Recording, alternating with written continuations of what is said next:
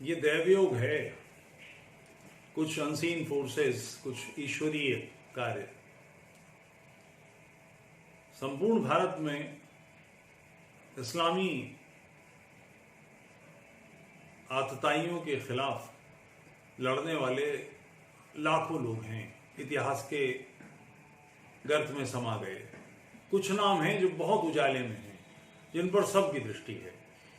छत्रपति शिवाजी का नाम उनमें प्रमुख है। छत्रपति क्यों उभर कर आए? बाकी नाम इतने बड़े नाम हैं, उनसे भी बड़ा काम किया ऐसे नाम हैं, मगर वो इतिहास में उस तरह से नहीं जाने जाते। तो उसका कारण है, छत्रपति ने जो राष्ट्र की ललक, राष्ट्रवाद की ललक जगाई, लोगों के मन में एक बिल्कुल गांव का मावला, जिसके पास थोड़ी सी जमीन, बरसात में पानी पड़ जाएगा तो खेती कर लेगा, वरना कुछ उसके पास करने को नहीं था। मगर उसके साथ लगातार उसको यातनाएं दी जा रही थी, उसके जानवर उठा लिए जाते थे, उसकी बहू बेटियों के साथ बलात्कार, अनाचार होता था, उसको गुलाम बना लेते थे। उसके मन में ये भाव जगाया कि ये धरती तुम्हारी है, ये राष्ट्र तुम्हारा है, और ये बाहर वाला है, इससे निपट सकते हो, तुम इसे ध्वस्त कर दोगे। ये एक परंपरा सी विकसित की। उसका परिणाम छत्रपति अकेले नहीं पड़े, ऐसे बड़े बड़े नाम, तानाजी मालुसरे, नेताजी पालकर, ढेरों सारे उनके साथ पेशवा बने, उनके साथ सेनापति जुड़े, और इतनी बड़ी स्थिति उनकी निर्माण हुई। पानीपत, जिस युद्ध को हम पराजय कहते हैं, ये ध्यान में लाना चाहिए कि पानीपत की युद्ध के बाद मराठे हारे। आने वाले केवल 4 वर्ष में वापस संपूर्ण क्षेत्र में वो स्थापित हो गए, और उसके बाद अफगानी आक्रमणकारियों की भारत की तरफ मैली दृष्टि करने की हिम्मत नहीं पड़ी। इसका मूल कारण छत्रपति शिवाजी का राष्ट्रवाद है। इस राष्ट्र के लिए मैं उसके हित अहित से जुड़ा हूं, उसका हित अहित होता है, मेरा हित अहित होता है, ये एक सामान्य बात है। मगर वो व्यक्ति जिसके पास 2 मुट्ठी ज्वार है खाने के लिए, उसके मन में भगवत ध्वज का, कि ये पवित्र भगवत ध्वज तुम्हारा है, ये हम सबका है, ये जो हिलोर पैदा की, ये छत्रपति शिवाजी का काम है। और उसका कारण था कि समाज के हित अहित से उन्होंने स्वयं को जोड़ा, बजाय अपने हित अहित से समाज को जोड़ने के। बिल्कुल गांवों में, गुफाओं में, कंदराओं में, पहाड़ की तलेटियों में रहने वाले लोग, जिनके पास पहुंचने के लिए, जिनको अपने घर तक पहुंचने के लिए महानगर से या किसी नगर से कई दिन लगते थे, उस वर्ग तक उन्होंने ये राष्ट्रवाद की हिलोर पहुंचा दी। परिणाम, आज तक वो 2 नोक वाला भगवत ध्वज मराठों के हृदय में फहराता है, हम सबके हृदय में फहराता है।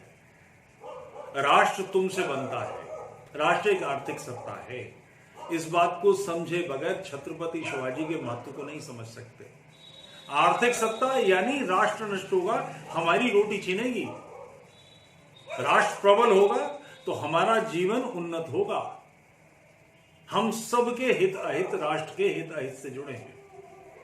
ये जो एक गहरी बात, जो अन्य रजवाड़ों में नहीं थी, भूलता छत्रपति शिवाजी एक राजा, एक सेनापति के बेटे थे, जो अपने हित के अनुकूल कभी आदिल शाह के साथ, कभी निजाम शाह के साथ उनकी तरफ से युद्ध करते थे।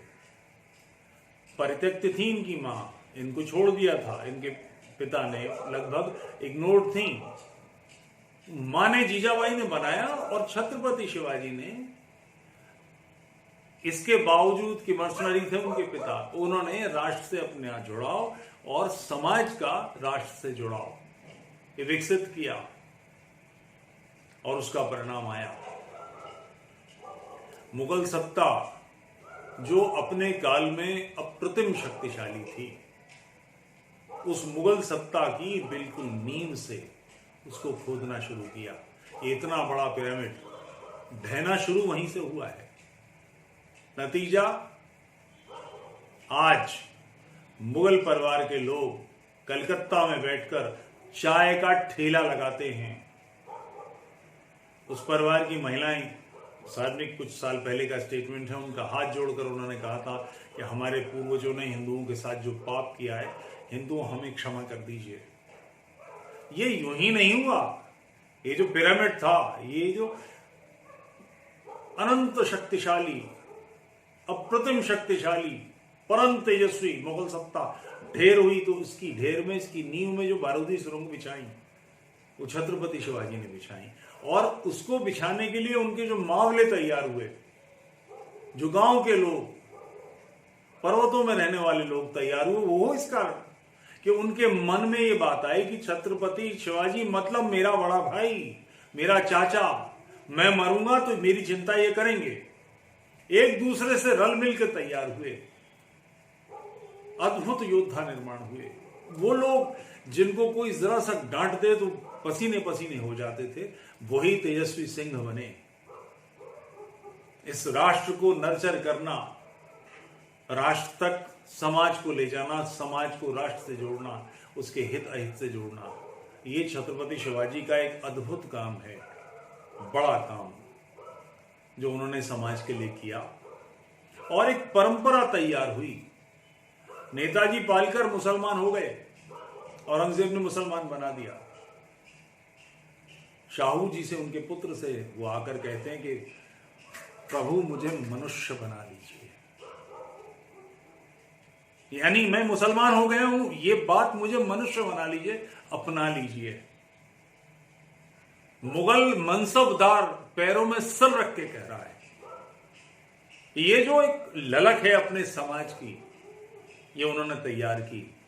और उन्हीं के परिणाम, उन्हीं के बाद पेशवा आए, होलकर खड़े हुए, सिंधिया खड़े हुए,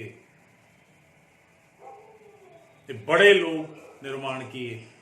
कहां महाराष्ट्र का कोना, सह्याद्री की पहाड़ियां, और कहां अटक कटक, जो मुहावरा है ना, अटक से कटक तक भगवत ध्वज, ये मराठों का दिया हुआ है। उसका कारण ही है कि ये संपूर्ण राष्ट्र हमारा, सारा क्षेत्र हमारा, ये सारा राज्य हमारा, सारा देश हमारा, इस पर राज हम करेंगे, इसके हित अहित हमारे हैं। इससे जो भी उपलब्ध होगा, इससे जो भी सुख आएगा दुख आएगा, वो हमारा, ये भाव छत्रपति ने निर्माण किया। इसका परिणाम है कि उन जैसे हजारों योद्धा इस राष्ट्र में हुए हैं, मगर छत्रपति का स्थान अनूठा है। उनका नाम लेकर आज भी लोगों के मनों में हिलोर दौड़ जाती है। एक गहरा अगाध आदर का भाव, पूज्य भाव। छत्रपति का नाम लेने का मतलब कि मेरे अंदर स्फुरण आ जाएगा। मैं मराठा नहीं हूं, मगर छत्रपति मेरे भी उतने ही हैं जैसे किसी एक मराठे के हैं। असम का व्यक्ति भी छत्रपति से उतना ही जुड़ता है, पंजाब का व्यक्ति भी छत्रपति से उतना ही जुड़ता है, क्योंकि इस पिरामिड को ध्वस्त करने का परिणाम संपूर्ण भारत फला फूला, उद्दंड, उत्पाती, अहंकारी, दुष्ट इस्लामी साम्राज्य ध्वस्त हुआ। इसका लाभ हम सबको मिला। इसकी नींव में, इसकी बुनियाद में छत्रपति शिवाजी और उनके पीछे समर्थ गुरु रामदास, दादाजी कोंडदेव, जिन्होंने छत्रपति को तैयार किया। दादाजी कोंडदेव थे जिन्होंने छत्रपति को बनाया, उनके संस्कार डाले, उनको घुड़सवारी सिखाई, उनको शस्त्र संचालन सिखाया, उनकी मानसिक उन्नति का कार्य, छत्रपति के प्रति जो गंभीरता समाज में आई, छत्रपति के उन संस्कारों से आई जो समर्थ गुरु रामदास ने डाला, और वो संपूर्ण समाज में फैलता चला गया। इस दृष्टि से, जो एक सामान्य दृष्टि है छत्रपति को देखने की, तो मैं विशेष बात नहीं कर रहा, इस दृष्टि से आप छत्रपति को देखेंगे तो आप समझेंगे कि कैसा महान व्यक्तित्व हुआ है। बिल्कुल साधारण, कुछ नहीं से अद्भुत सृष्टि, एक इंद्रधनुष उसने निर्माण कर दिया। आपने मुझे इतने महत्वपूर्ण व्यक्तित्व के बारे में अपनी पुष्पांजलि देने के लिए समय दिया। मैं कला दृश्यम के संयोजक श्री विजय बहल का आभारी हूँ। आपको बहुत बहुत धन्यवाद देता हूँ और आप बहुत श्रेष्ठ काम आपकी संस्था कर रही है। मैं ईश्वर से प्रार्थना करूँगा कि कला दृश्यम दिन दुगनी रात चौगुनी उन्नति करे। प्रणाम।